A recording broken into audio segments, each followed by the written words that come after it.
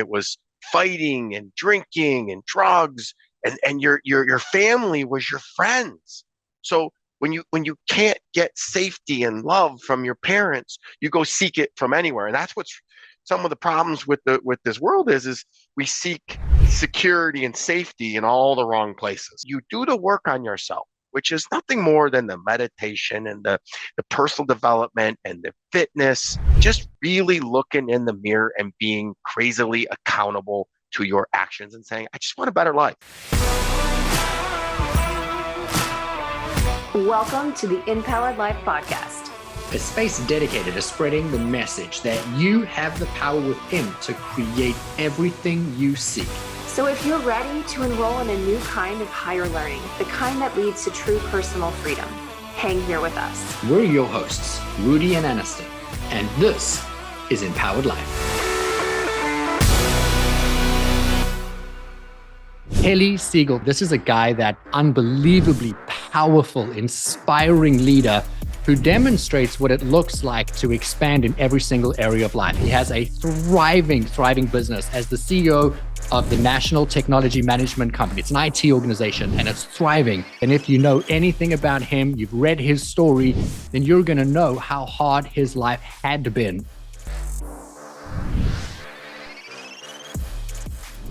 Welcome to the Empowered Life Podcast. My name is Rudi, and today I'm bringing in somebody that is new into my world, but man, has he elevated in my friendship circle category. This is a guy that shows up online as an unbelievably powerful, inspiring leader who demonstrates what it looks like to expand in every single area of life. He has a thriving business as the CEO of the National Technology Management Company. It's an IT organization and it's thriving. In addition to that, he has a beautiful family life with an unbelievable daughter that he loves and that he adores. And then he's got all of his additional sides of his life and his business where he wants to be able to give back, inspire, and empower people through what has been a very, very hard life.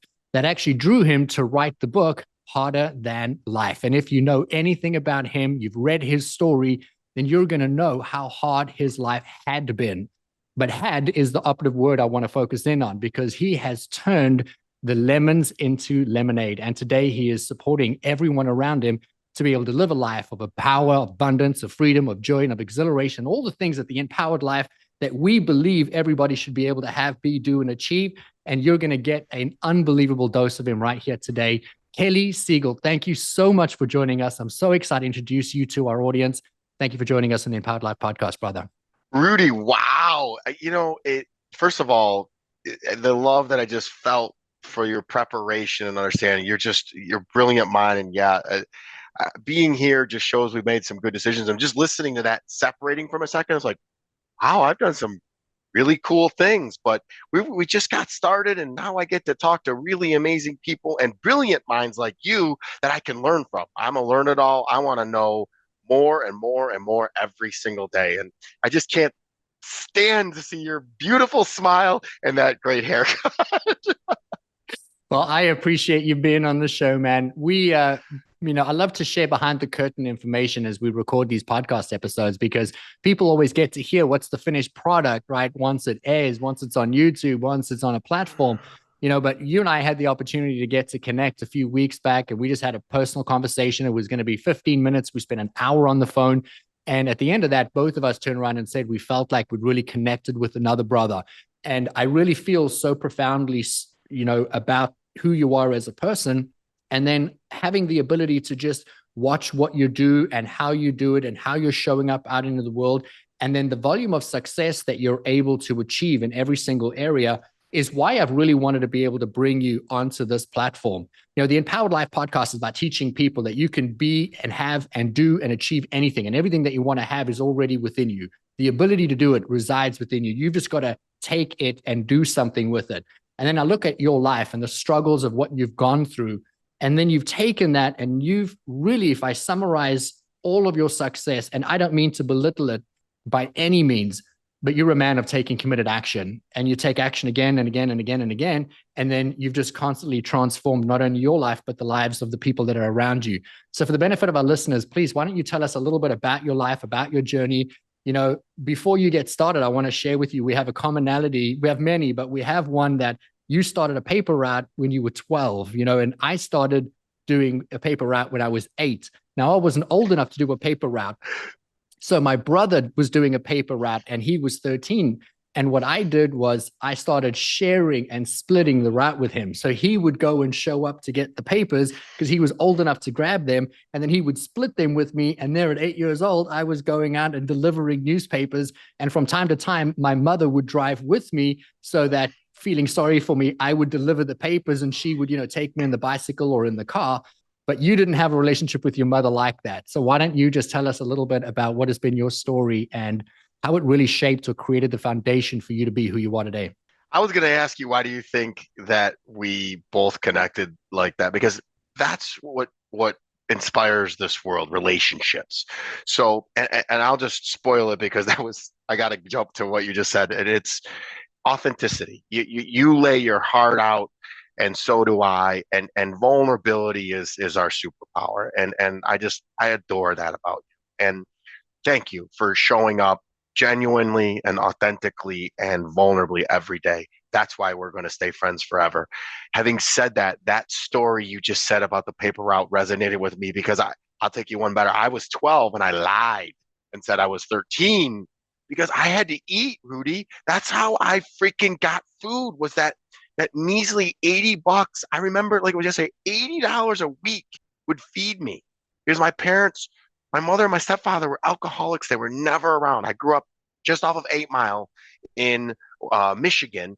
The same 8 Mile that Eminem made famous from his movie. I went to high school with them for a year, and it was just like that movie. It was fighting and drinking and drugs, and your family was your friends. So when you can't get safety and love from your parents, you go seek it from anywhere, and that's what's some of the problems with this world is we seek security and safety in all the wrong places. So to make a long story short, man, I was physically and emotionally abused by my people that were supposed to love me.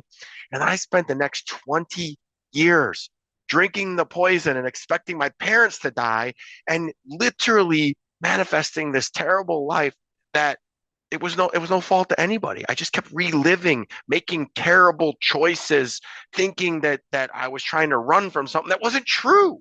So this is what's great about it. You do the work on yourself, which is nothing more than the meditation and the personal development and the fitness, and just really looking in the mirror and being crazily accountable to your actions and saying, I just want a better life. And when you do that, you start looking back and going, wow, that wasn't the smartest of choices. And like you, when you grew up, the choices I made should have probably ended me up dead. Now, you didn't make those choices. You had a gun to your head because you were working. I've had guns in my head, some of the choices of the people that I chose to hang out. So through twists and turns, I was looking for love in all the wrong places, whether it be love romantically or love from just friends and brotherhood. And when I realized, here's a spoiler alert, when I realized that everything I required, I could supply myself, and all the love I needed, I could get from myself, woo, that was a game changer. That's when the Harder Than Life brand took off. And I'm going to tell you, it's really only in the last 6 months. So everyone's like, oh my God, he started overnight success. No, I've been doing this for 5 years. It's only the last 6 months. People are paying attention. But it's with continued work every single day. Why do we take showers every day? Because they work. I do the work on myself every single day, as I know you do. And that's why we're brothers from other mothers.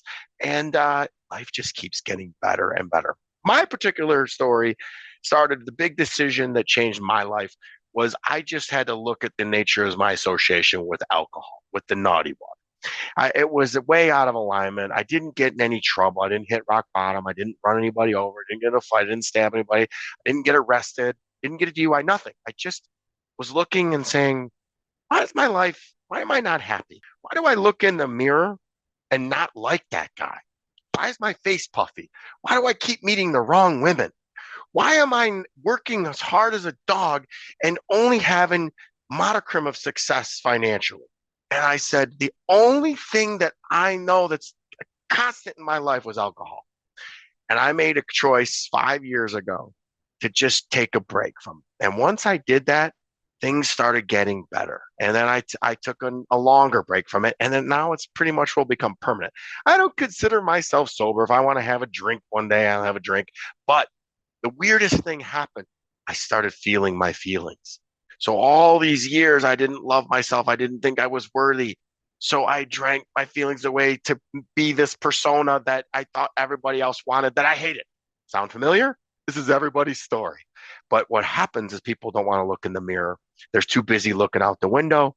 They don't look in the mirror and say, what do I got to do? What changes do I got to make to have the life of my dreams? I looked right in the mirror and said, booze has got to go. And then all of a sudden I was flooded with 40 years of feelings and emotions that I was masking. Once I was able to address those and really process those for the first time in my life, processing a feeling like, what is this feeling? Oh, I'm scared. Oh, I don't feel lovable. Oh, I don't feel worthy. Once I just named it, they started going away.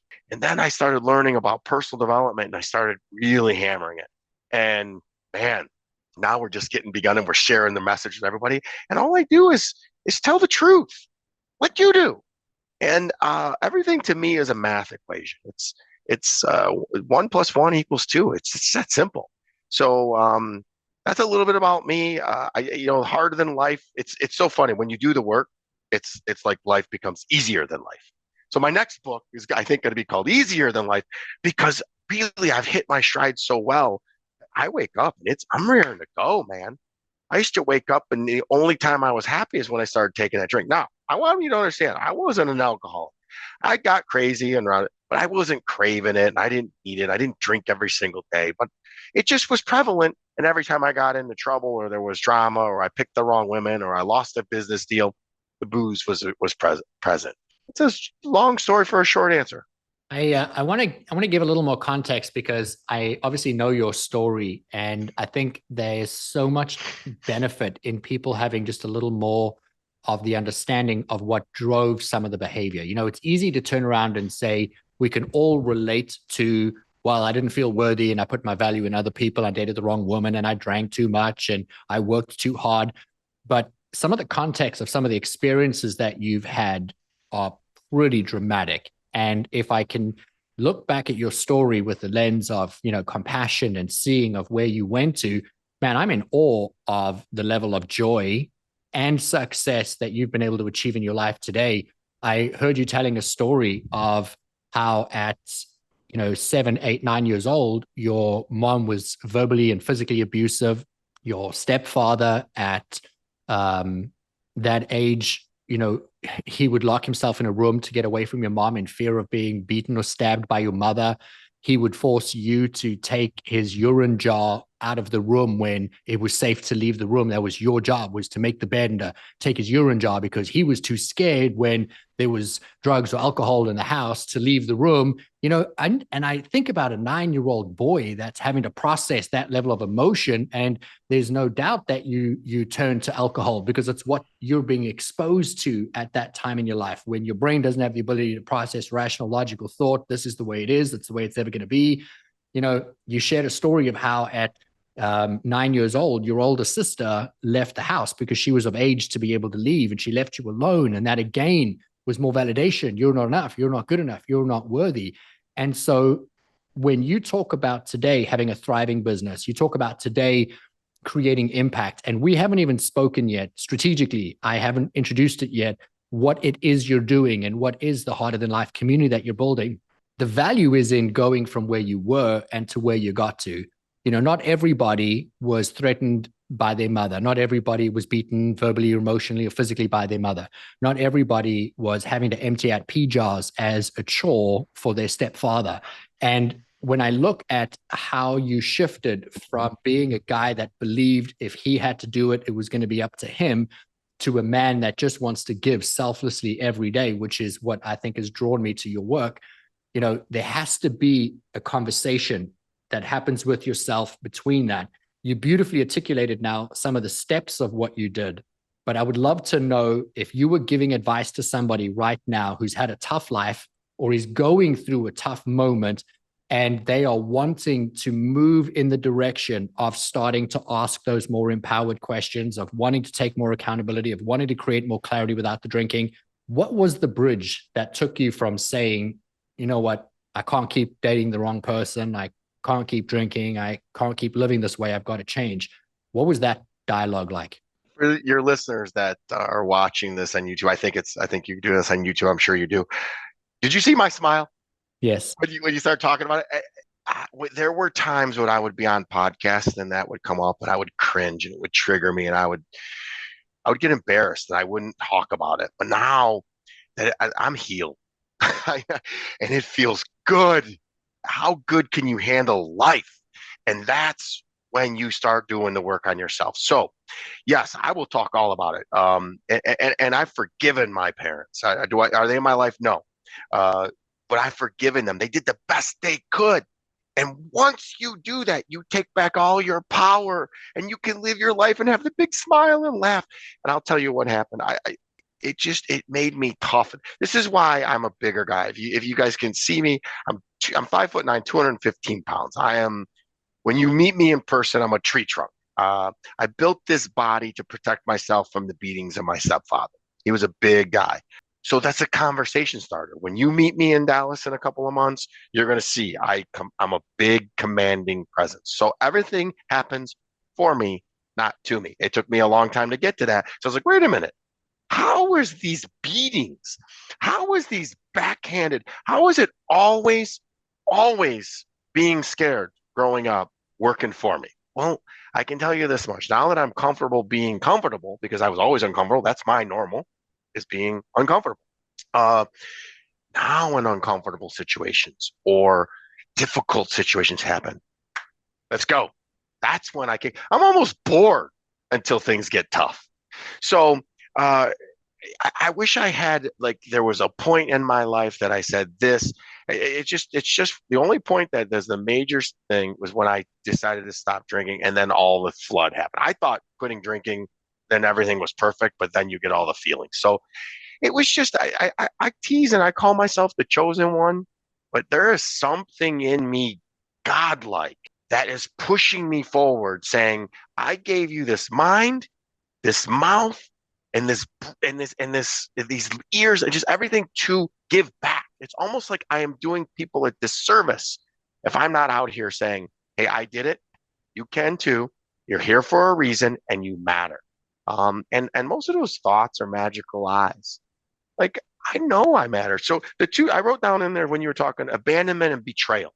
Those were the things that I experienced over and over. So if abandonment and betrayal are your normals, you're going to keep creating that environment. I did that for so many years. What do they say? Life keeps what you don't repair, you repeat. I just kept doing it. And I'm smart enough to look and go, this is just tiring, man. I got my whole life to live and I never really lived it. So I wish there was a point that I could say that this is what spurred me up, or maybe I saw this. It's just, I was sick and tired of being sick and tired. And I knew I wasn't reaching my potential. I wasn't even close. And I'm getting closer.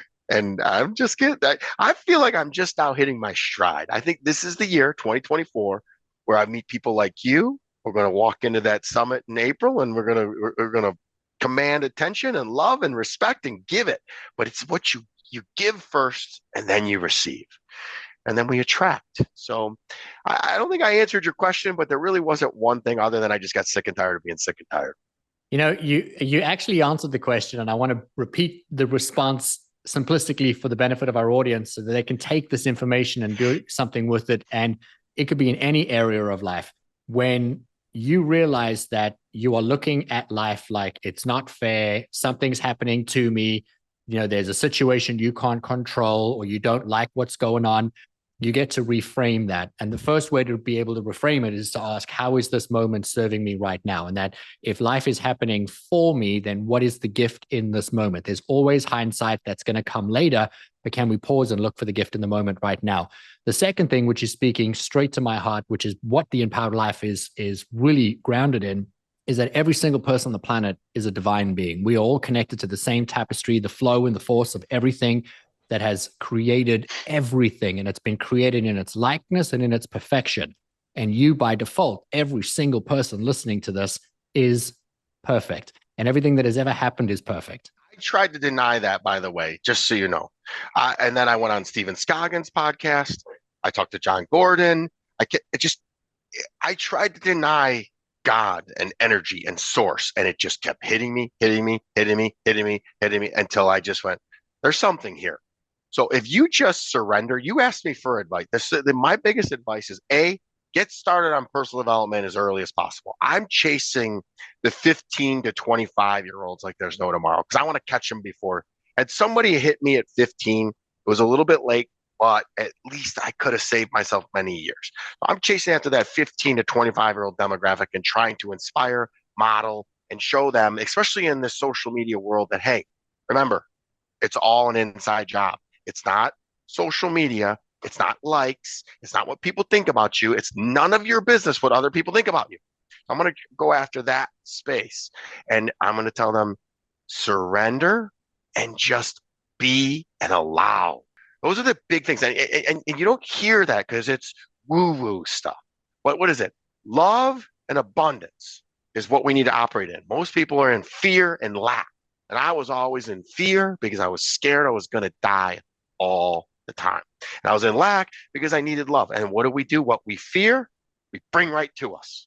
You know that. And then I realized that can be adopted in every aspect of my life, especially business. So when I started doing this personal development, and you'll hear me say this more and more lately, is money doesn't buy happiness, but happiness will make you money. So if I'm experiencing joy and I'm in alignment and I'm centered, I'm good. My IT company does better. My brand does better. I'm a better father, a better friend, and I'm just show up present. So they say, be present, because every day is a gift. You're not guaranteed tomorrow. So threw a lot at you, but you bring it out of me, man. Is to see your smiley face that I just feel your energy, and I want to just be better and do better. For our audience that's listening to this on a podcast platform, I'm going to encourage you to head over to the YouTube channel so you can watch the expressions going back and forth, because this is clearly a conversation with two people that are so similarly yoked in belief systems. And so many invaluable tools have been dropped here. And I just want everybody to go back and re-listen to what was the success story of what drove Kelly's ultimate success in his life. And that is, he took what was happening to him, looked at it as, if this is happening, how can this serve me? How can this support me? The example of being beaten, and then at 13 years old, deciding I'm going to start working out so that I can become big, so I can become strong, so I can defend myself. And that created stability and structure. What did you say there? A choice. I made a choice. I held accountability. Listen, I didn't have a choice whether I was getting beat, but I had a choice of how I was going to react. And my reaction was I was going to get bigger. And how I ultimately ended it is I got so big and so strong, my stepfather got afraid of me and threw me out of the house. So everything is fixable and everything is a choice. The moment you take accountability for everything that's happening for you and stop playing the victim, and it's a choice. And I made that choice to get big, and boy, is it serving me now. Wait till I get my hands on you, Rudi. I am looking forward to it. And so you keep alluding to the summit that we're going to be attending in April. And so for the benefit of the audience, we're talking about the Amberly Lago's Unstoppable Summit that's going to be happening in Texas. We're going to have John Gordon there. Kelly Siegel's going to be there. I'm going to be there. We have some incredible, powerful speakers that are going to be attending, and it's a 2-day event. I highly recommend it. It's the second time I'm attending this event, and it's one of my favorite of the entire year. So grab tickets and join us in Houston, Texas, come April. And remember, too, it's all powerhouse women. So I think you, me, and John are the only men there. So beautiful. Amberly's story is just impressive. And there's going to be other women there that are just equally impressive. And I love the feminine. The more I get in touch with my feminine side, the more successful and the more happy and the more understanding. Because I was taught be macho and tough and don't show feelings. That was what worked for me. I thought that was serving me. Didn't serve me at all. It's buckus. It's all lies. Take that masculinity of what we've all learned and what you're supposed to be and throw it in the garbage and be in touch with your feminine and be your true vulnerable self. It'll serve you way, way better. That is a masterclass right there. If I look at the one theme of everything that you've said repeatedly today, and it's constantly grounded in feelings. You said that when you stopped drinking alcohol, you started to feel. And so if we talk about feelings and being vulnerable and connecting with yourself so that you have the ability to connect with other people, I would say that's probably your biggest superpower. Wow. You're amazing. Yeah. Feeling is healing. I didn't even put two and two together. Look at how good you are. If anybody wants to work with you, look how quick you pick things up. And this is us in an hour and a half conversation. We've been here 30 minutes. We had an hour before, and boom, look, you're like the Siegel whisperer. I love that. So what's interesting is, when I go into companies, which is where I spend the bulk of my time, the first conversation I have when I bring either the leader in or the entire organization in is choices. And that we're the sum total of every choice and decision we've ever made. And then I work on making the individual happy, because if the individual is happy, the collective is going to be happy. And if we can bring happiness and joy back into where we spend the bulk of our time, we're going to produce very different results. And what's fascinating is if we actually look at trends, people become 70% more productive. They make 30% more money when they're happier. And the only way to be happy is to first, at some point in time, take accountability for how you feel. And we can say somebody put a gun to your head, or somebody put a gun to my head, or somebody cheated on me, or somebody cheated on you, or somebody beat you up, or somebody beat me up. These are all things that have happened in our lives, but it's not the moment that defines us. It's how we choose to feel about them. And I came in this today wanting to talk to you about the fact that you just take so much committed action. You have launched a brand, and your brand has blown up in the last 12 months. Now, you've been doing this for 5 years, but if I look at who you are, where you're going, and how big your impact is, how big your goals are, I wanted to exploit the fact that, man, you take committed action every single day, because it's what I see when I follow you and when I connect with you. But I think the real power of what you're doing is having those beautiful, vulnerable conversations with yourself first, and then having the courage to have those people around you.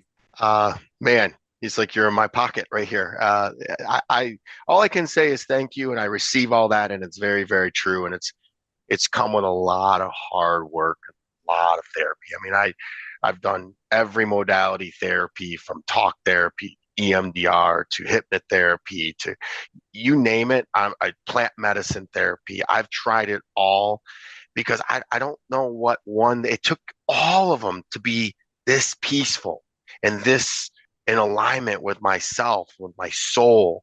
And I just you nailed it, man. Life is so good. And it just started with naming those feelings and letting them out, and just putting them out into the world, and then owning every single thing. I wake up, there's certain days that I don't wake up like this every day. I'm exhausted today. I was up late watching Michigan win the national championship. I was so excited. I stayed up and watched it late. And I've slept 4 hours. So you'd want to be groggy, tired. I like to sleep between 6 and 7 hours. I'm tired today, but I woke up, my eyes opened. I was thankful, grateful. Said, all right, Michigan won the championship. I love that my cat was there. My daughter was safe in the other room. Just a few couple little things. Boom, off to the gym. Just like every single day. The routine doesn't stop because I didn't sleep. That was my choice. I made the choice. So I'm going to suffer a little bit, but it was worth it to watch. The resilience that team, I don't know if you're a football fan, but the resilience that the Michigan Wolverines football team showed this year. I love resilient stories. I'm a resilient story. I should be dead or in jail, and yet I'm here, and I'm going to donate. I shouldn't say we're going to donate a lot of money to charities to give back, because the more you give, the more you receive. So everything is a choice, man, like you said. And I love it, because that's why we get along. You just talked about it, that when you would come into my organization, you'd see a very happy leadership team. Our conversations, our weekly meetings, that's why I'm here in NTM today, is we have our weekly meetings, and our leadership team, we spent half the time just talking about New Year's. And we love each other. We care about each other. One of the core values here is family, which is a tough core value to have when you're exploding like we are. But we're going to treat each other with respect and love.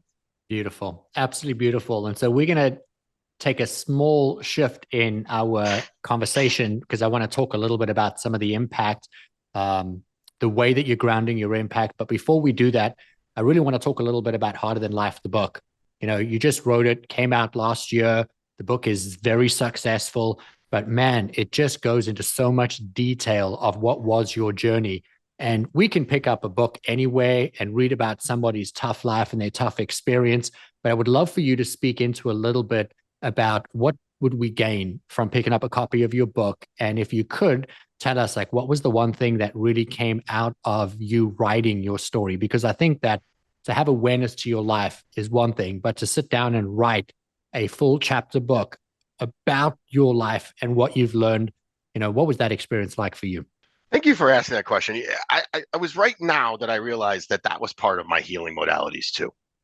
It was surreal to be writing, and I have the books. I have these little spiral notebooks where I wrote everything down, and then I dictated it to a scribe.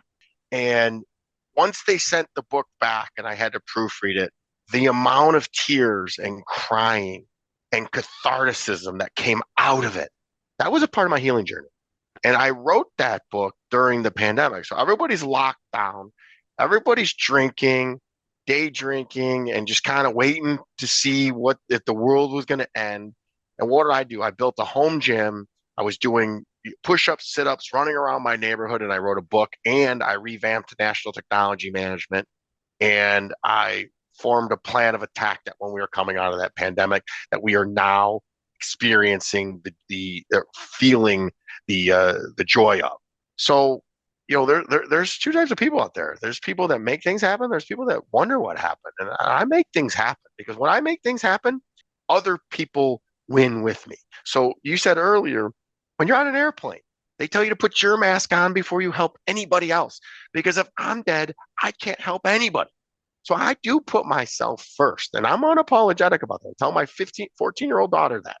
You know, I have got to be okay for us to be okay. The same thing with NTM, but I don't make stupid choices. I don't go out and drink. I don't drink and drive. Even when I did drink, I didn't drink and drive. Just don't make stupid choices to put myself in harm's way that puts my whole extended family in harm's way. So back to the book, what you'll get out of that is actually the blueprint on how NTM is successful. I would bet you, I'm sure you read it, it's a lot about with the businesses that you teach. It was look within and then do on the outside. I thought I had it in reverse like everybody else. If I could just be successful financially, and I made a lot of money. I blew it all trying because I thought I was unhappy. I went through a 3-week trip to Thailand that I got hammered. I did the Hangover 2 before the Hangover 2 was even out. And it just pissed it all away because I had a giant hole in my heart. So it was a healing modality. It had to be done. And then now that's what launched me into the Harder Than Life. It was all by accident. I was just going to write this book because I had all this time and I was going to give it to my National Technology Management customers. Here's the guy you're hiring. This is the company you're hiring, and this is how we got here. And you see there, we put customers first as I put everybody else first. Take care of myself, but I put everybody else equal line. And what you'll see is a human who's flawed, who's been beaten, knocked down, but he gets up every single time and he learns. And I can tell you this much: if you knock me down, you better not be standing there when I get up. And I'm going to keep coming at you with more vengeance, more knowledge. And I highly recommend, man, if you're even thinking about writing a book, do it, because that also legitimizes you right away. When I wrote the book, the publisher looked at me and says, "What are you going to do with this?" I said, "I'm going to give it out to my customers." They said, "Oh no, this is going bestseller, and you need to do something else." I go, "Well, what'd I do?" Let's launch a podcast. We launched a podcast. When we launched a podcast, it launched into speaking, and then speaking. Now it ended us at this Harder Than Life community happiness app, health and happiness app that we're going to basically put a safe haven for happy, growth-minded individuals who want to improve their health, fitness, nutrition, longevity. And I had to throw love and relationships in there because everybody, even in the Bible, it says we're meant to be together. We're meant for companionship, which is a great story, by the way. How you met your wife. I told somebody that story right after. It's just amazing. How long did you know her? 2 months? So I met my wife at a business conference. Within 2 weeks, I ordered a custom engagement ring made for her. Within about 4 weeks, we bought a house together. We were engaged in 3 months, married in six. Like I just knew. And how long you been married now? 13 years come May. And how many children? Two children, 8 and 10.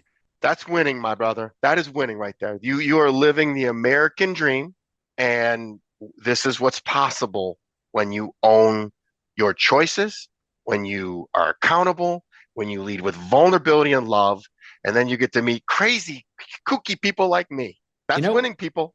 For everybody to know, I want them to understand because I know that you don't get to blow your own horn. I just think the world of you, and if I could emulate one person, it'd be you. well, dude, that means so much to me. It really does. I just thank you so much from the bottom of my heart for those incredible words. And I share that sentiment right back at you. You know, you spoke briefly about how beautiful my marriage is and that in itself is the accolade. I would say the greatest accomplishment of my life is that I've been married for almost 13 years and my wife and I have never one time had a fight. Never had a fight in 13 years.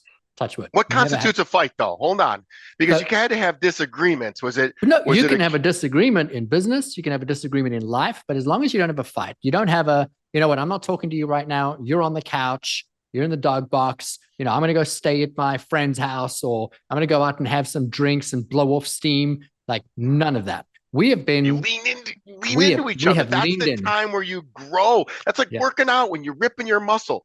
When it gets difficult, you lean in and then you co-create and you build intimacy and trust into me. I see, Yeah. and you guys, and literally, it's two whole people coming together to make another whole thing. People think, oh, my better half. There's so many misnomers. That is the best thing I've ever heard about anybody, by the way. That my wife, my marriage is the best thing, and we've never had a fight. That's impressive, Rudi. I I can't wait to meet her. I am excited for you to meet her. She's an incredible human being. But this is all about you today. So let me turn this right back on you. You know, for anybody that hasn't yet read your book, Harder Than Life, it is built on, you know, the foundations of how you made your company, NTM, so successful. But this book is something that can be translated into anybody's personal life because it's written through your life. And you can look at your journey, your experience, lay it over Kelly Siegel's experience, and take the value out of exactly the same storyline. So I highly recommend you grab a copy of the book. But I want to talk to you a little bit about your platform. You know, you're really big on social media. You have got incredible content. You're challenging people to start manning up. You're challenging people to take accountability for their lives. You're challenging people to not find drinking and booze and partying to be sexy, but rather to be intimate and to be passionate and to be committed and to live a full and abundant life. And you're blowing up hugely when most people start to write a best-selling book and they start to create a big platform and they have a podcast that is just incredible and everybody wants to be on it. Well, that's when you start to benefit from all of the work that you've been doing over the course of your life, because the work didn't just start when you started to post. The work started when you were beaten. The work started when you were drinking. The work started when you stopped the drinking. The work started when you worked out every day, and the work continues. But you are creating an app which is creating a safe space for people to come where they can learn, they can grow, then they can expand. But the greatest thing is that you have declared that you were going to give $1 million away every single year that your brand makes more than $1 million. And most people would say, I want to keep making more money. I want to keep growing more wealth. And yet you want to give away the wisdom and you want to give away a significant portion of the proceeds. And I just think that it's truly, you know, to look at what you're doing and how you're showing up and how you're living. And it's just an example for how we can all just give selflessly of ourselves. What made you want to create the app? And then what was that decision that said, man, I want to give it away? Uh, I've come this far under crazy circumstances, and I have no wants. I stand in front of you. I have no wants. I have no needs. I have no needs. I don't need to know where my next meal is coming from. I have a pocket full of money. I have two homes. I'm blessed. I'm favored. I don't want to say lucky because I've worked my butt off.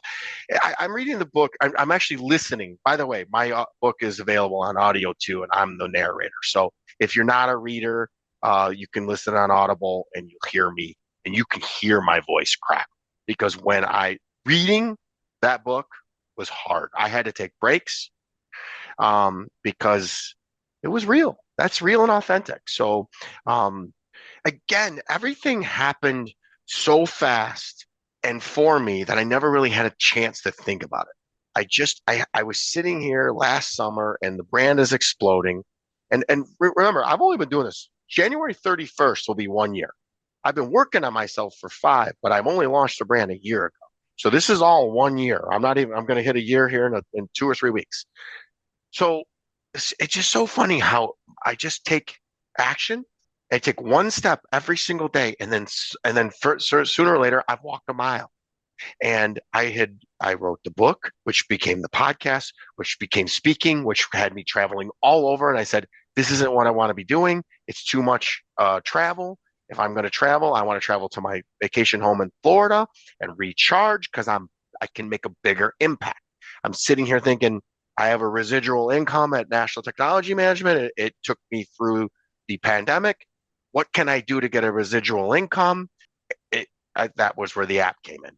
And then I'm thinking, well, what am I going to do with all this money? I don't need anything. I don't have any wants. So we're going to give it away. Now, I know I just read the book, Conversations with God, and now I'm listening to it right away. And we put this bad stigmatism about good things happening and making money, but I'm not because I can do amazing things with it. I can affect change. So the more money I make, the more good I can do. And you know as well as I do, this is mind blowing. The more you give away, the more you receive. It's unbelievable. And I don't understand the phenomena yet. I've listened to it, I've read it, but I just know the more I just got somebody who reached out to me who owns a non-alcoholic beverage company who reached out to me and said, we want you to be the face of the company.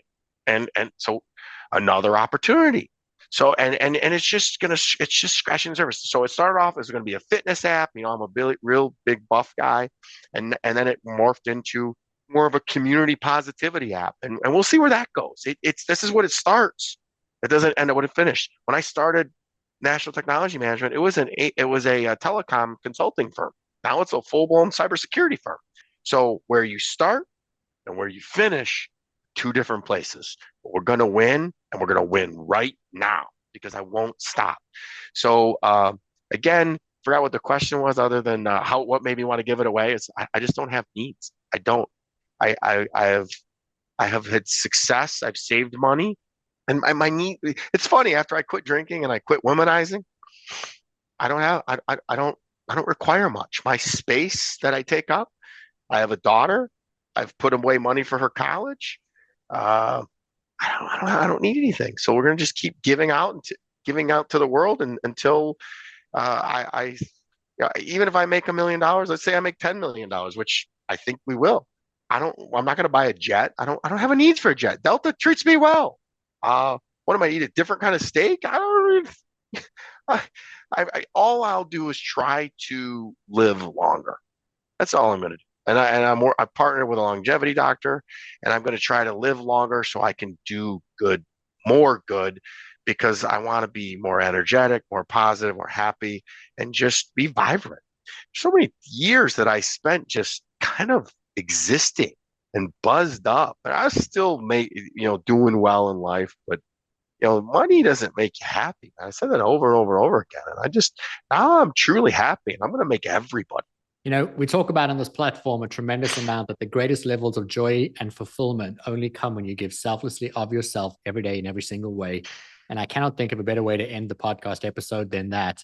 I typically like to ask our guests when they come on, what is one book that you've read that's really created an impact? And you already mentioned Neil Donald Walsh's book, Conversations with God, which is just an absolute must read, must listen to, incredible thought-provoking book. And it speaks into something else that you had mentioned about how when you give, you seem to receive more. And I think that that is tied proportionately to the fact that we are divine beings. And if we are holding on, it's because we don't believe in the abundance of the universe. We don't believe in the glorification of everything. And if we give it all away, there's a semblance of trust that says we'll just get more and we'll get more and we'll get more. And so I just want to thank you so much for joining us on the podcast episode today. I am just a huge fan of everything that you do. I'm excited to give you that big neck hug squeeze when I see you come August. Thank you so much for pouring into our community. And to everybody that's listened to the episode, please make sure you go in and grab a copy of Harder Than Life. I'm going to put the show links in, the notes into the show link. I'm also going to add in the app link and his social media trends, because I want you to find out as much as you can about this incredible man and how you can take his practices and principles and apply them into your life so that you can be the happiest, most joyful person. Let me say one last thing. We could be anything in this world. Just be kind. Amen. Be kind. Amen. Beautiful.